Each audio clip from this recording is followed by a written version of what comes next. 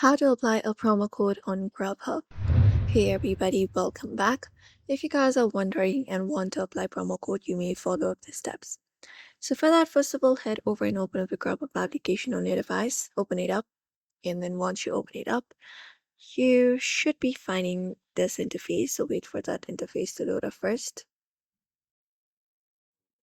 which is this one right here.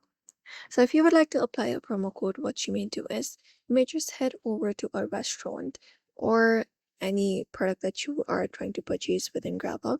So you may look out for the restaurants within your home screen, or you can use the search bar at the top and head over the section.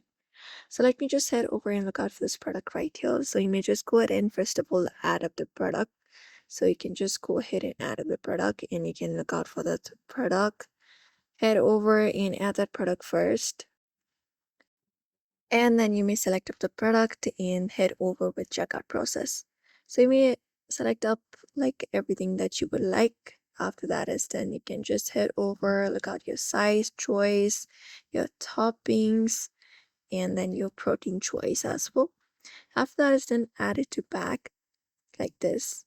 Tap on add to bag, and you need to look out for the add a promo code or promo code field within your checking out process. So you can look out for your view order section, and when you do, you will be finding option called add promo code. So you may look out for this option called add promo code while checking out. Tap on it, and once you do, here we have option of adding promo code. Tap on add promo code, and once that is done, here in this section, you may just go ahead and add up the promo code that you would like to apply. After that, click on apply, and the discount will be reflected in your order total. So this is it. You may follow up this method if you would like to add promo code within your Grubhub application as well. So I hope this video was helpful. Give it a thumbs up and subscribe for more tips and tutorials.